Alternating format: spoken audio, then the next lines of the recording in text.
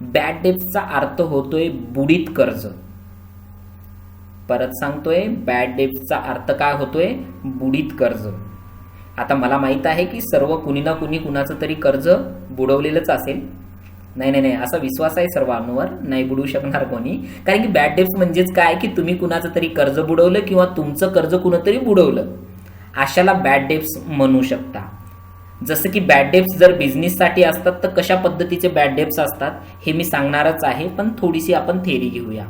Bad debts म्हणजेच बुडीत कर्ज, एवढं तर कळलंच तुम्हाला. Bad debts is a loss which is incurred by the business on accounts non-collection of debts from the debtors. It is the treated as a bad debts when all hopes or chances of recovery of debts are lost. Bad debts reduce the inflow of cash. लक्षात घ्या, परत एकदा सांगतोय, bad debts म्हणजेच काय आहे इथं? Bad debts म्हणजेच लॉस आहे. आता लॉसचे वेगवेगळे प्रकार याच्या खाली सांगणारच आहे, पण तो सांगणं यावेळेस योग्य नाही. फक्त मी आता काय सांगणार तुम्हाला? फक्त बॅड डेब्ट्स. बॅड डेब्ट्स म्हणजेच काय इथं आहे? बुडीत कर्ज.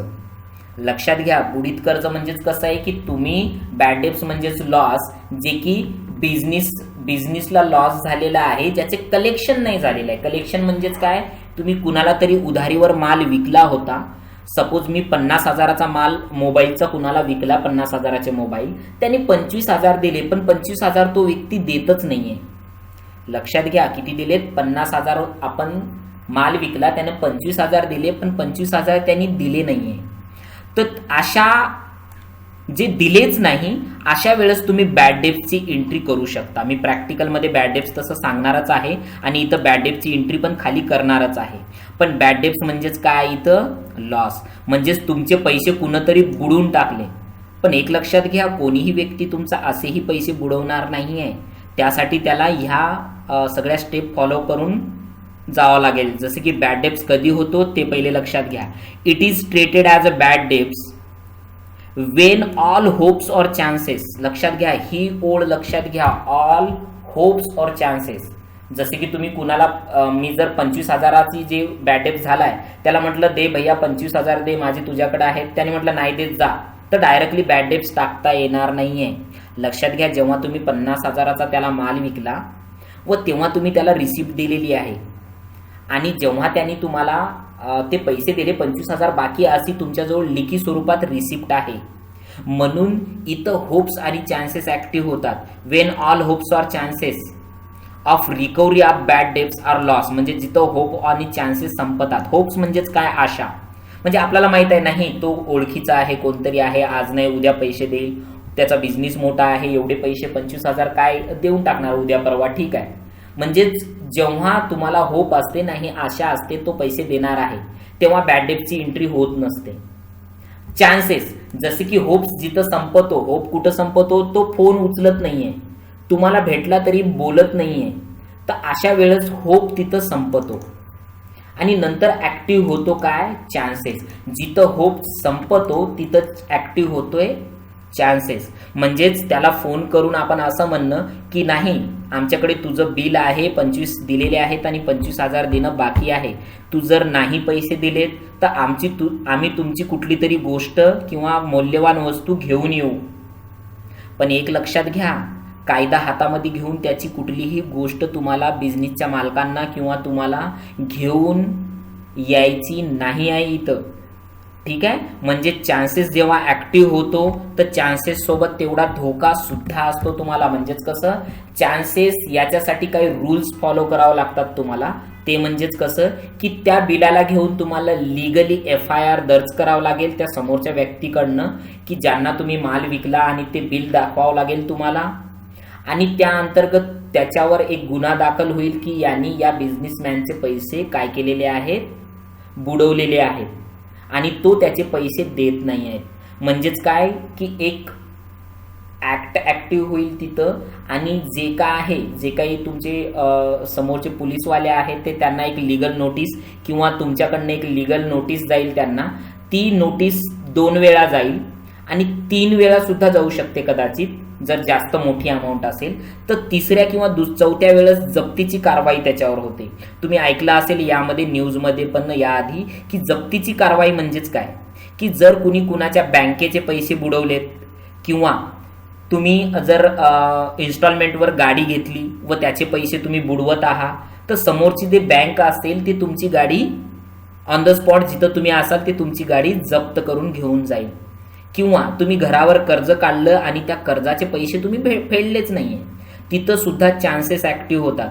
पण तुम्ही इन्स्टॉलमेंट भरत नाहीये, फोन उचलताय नाहीये म्हणता तर तिथं होप ऍक्टिव्ह होतो.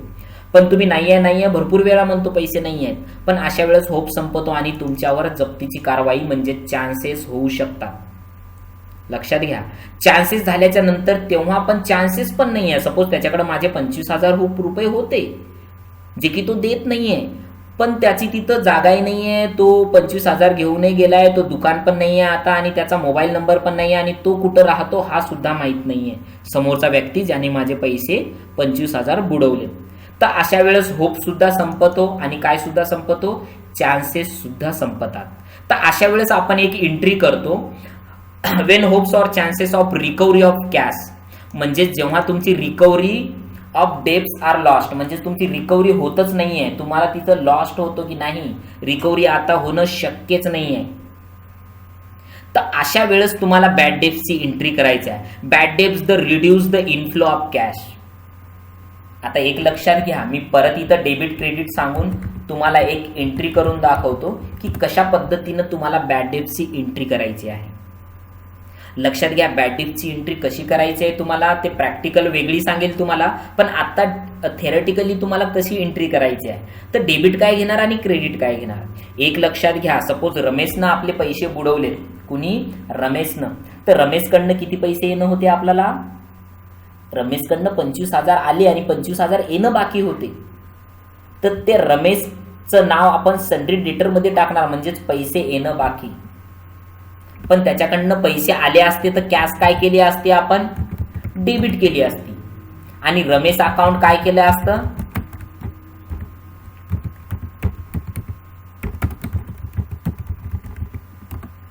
रमेश अकाउंट काय केलं असतं, क्रेडिट केलं असतं.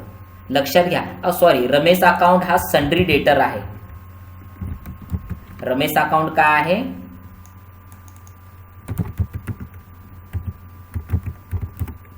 रमेश अकाउंट सन्ड्री डेटर्स आहे. लक्षात घ्या.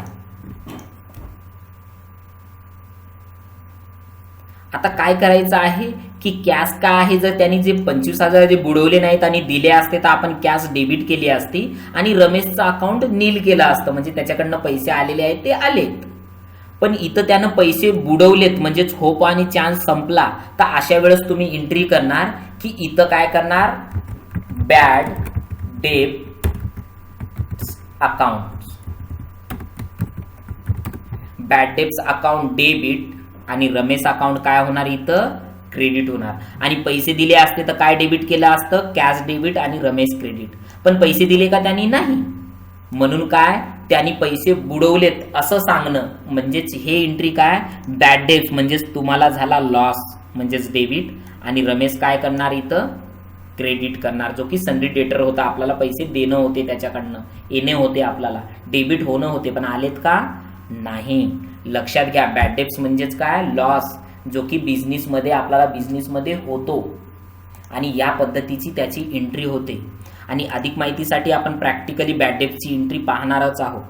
पण बॅड डेब्ट्स म्हणजेच जर तुम्हाला एक्झाममध्ये ऑनलाईन आमचे एक्झाम जे असतात त्या एक्झाममध्ये बॅड डेब्ट्स जर आलं तर बॅड डेब्ट्स म्हणजेच काय, लॉस, जे बिझनेसमध्ये ऑल होप्स अँड चान्सेस जिथं संपतात आणि अशाच वेळेला तुम्ही बॅड डेब्ट्स इथं ऍक्टिव्ह करू शकता. डायरेक्टली तुम्हाला बॅड डेब्टची एंट्री करता येणार नाही. खरंच तुमचे पैसे बुडवले असतील तर तुम्ही बॅड डेब्ट्स करू शकता. पण एक लक्षात घ्या, बॅड डेब्ट्स केलेल्या व्यक्तीला सपोज आपण लिगली त्याच्यावर कारवाई जर केली तर कुठलीही बँक त्याला कर्ज देत नाही. पण कधी कधी काय होतं की बॅड डेब्ट्स बुडवलेला व्यक्ती कधी कधी काय करतो, 1-2 वर्षानंतर पैसे आणून देतो, घ्या सर तुमचे पैसे माझ्याकडे बाकी होते, हे घ्या. तर आता तुम्ही काय करणार, लक्षात घ्या, त्यावेळेस सुद्धा डेबिट आणि क्रेडिट इथं ऍक्टिव्ह करतो मी, म्हणजे तुम्हाला एक सोयीस्कर इथं लक्षात येईल. आता याला म्हणतात बॅड डेब्ट्स रिकव्हरी. काय म्हणतात इथं, बॅड डेब्ट्स रिकव्हरी अकाउंट. आता एक लक्षात घ्या, त्यांनी 2-3 वर्षानंतर जे की फायनान्शियल इयर 2015-16चं होतं आणि 2019ला आता पैसे आणून दिले, तर त्याला म्हणतात बॅड डेब्ट्स रिकव्हरी अकाउंट, तुम्हाला पैसे आले. तर लक्षात घ्या, याला काय करू शकता तुम्ही, की तुम्हाला त्यांनी 25,000ची काय दिलेली आहे, कॅश दिलेली आहे. पण त्या टायमाला ते अकाउंट तर नील झालेलं असेल 1-2 वर्ष पहिलेच. पण इथं काय करायचं, बॅड डेब्ट्स रिकव्हरी अकाउंट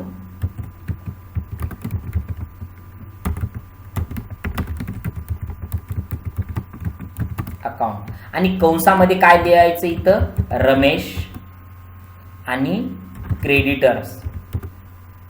ठीक आहे. आणि नॅरेशन मध्ये तुम्ही लिहू शकता फ्रॉम 2015 असं पण लिहू शकता. म्हणजेच कॅश इथं आलेली आहे आणि रमेशचा अकाउंट काय केलेलं आहे, आपण क्रेडिट केलेलं आहे. लक्षात घ्या, इथं पण रमेशचा अकाउंट जेव्हा पैसे दिले असते तरी त्या 2015 साली आपण त्याचा अकाउंट क्रेडिटच केलं असतं. पण आपण क्रेडिट केलं, पण कसं क्रेडिट केलं, बॅड डेब्ट्स क्रेडिट केलं. म्हणजे अशा ब्लॅक लिस्टमध्ये आपण टाकलं त्याला, की जेणेकरून त्याच्यावर आपण एक कारवाई करून सोडली. म्हणजे लिगली आपण होप्स आणि चान्सेसची एक जप्तीची कारवाई करून सोडलेली आहे. आणि इथं त्याचं नाव क्लिअर करण्यासाठी आपण काय केलेलं आहे, बॅड डेब्ट्स रिकव्हरी अकाउंट केलेलं आहे. लक्षात घ्या, तुम्हाला कुणाचंही कर्ज बुडवायचं नाही आहे फ्युचरमध्ये. जर तुम्ही कुठल्या बँकेचं कर्ज बुडवलं आणि तुम्ही जर दुसऱ्या बँकेमध्ये जर तुम्ही कर्ज घ्यायला गेलेत, तर याआधी तुम्हाला बँक विचारणार की याआधी तुमच्यावर कुठलं कर्ज होतं का, होतं तर तुमच्यावर कितीचं होतं, तिथं हप्ते तुमचे क्लिअर होते का, हे सर्व ते चेक करणार आणि नंतरच कर्ज देणार. जर तुम्ही कुठल्याही बँकेचं जर कर्ज बुडवलेलं असेल तर तुम्हाला फ्युचरमध्ये कधीही कुठलंही लोन भेटत नाही किंवा बहुतांश ठिकाणी सरकारी सुविधा सुद्धा भेटत नाही. तर अशा वेळेस कधीही कुणाचं लोन बुडवायचं नाही. म्हणजेच जसं की बँकेचा असो किंवा कुठल्या व्यक्तीचा असो, कधीही कुणाचं कर्ज ठेवायचं नाहीये. किंवा आपलं जर दुसऱ्याकडे असेल, ठीक आहे 200-300 रुपये आहे, ठीक आहे. पण जसे की 25,000, 30,000, 40,000, 2 लाख, 3 लाख असं असेल तर तुम्हाला होप्स आणि चान्सेस हे अकाउंटिंग मध्ये ऍक्टिव्ह करायचं आहे. पण कर्ज 500, 600, 1000, 200, 300चा असेल आणि ठीक आहे, तो आपण बॅड डेब्ट्स मध्ये टाकू शकतो, लगेच टाकू शकतो. 1-2 वेळा कॉल करून जप्तीची कारवाई वगैरे, त्याच्याहून जास्त खर्च जप्तीच्या कारवाईचाच होईल. पण लक्षात घ्या, बॅड डेब्ट्स रिकव्हरी जेव्हा होतो तेव्हा असं पण होऊ शकतो 25,000वर व्याज लावून पैसे तो व्यक्ती देऊ शकतो किंवा आपण त्याची मागणी करू शकतो. किंवा असं पण होऊ शकतो जप्तीची कारवाईसाठी लागलेला जो खर्च आहे तो पण या 25,000मध्ये ऍड केला जातो आणि आजपर्यंतचं व्याज सुद्धा जप्तीच्या कारवाईमध्ये जे झालं ते सुद्धा याच्यामध्ये ऍड केलं जातं.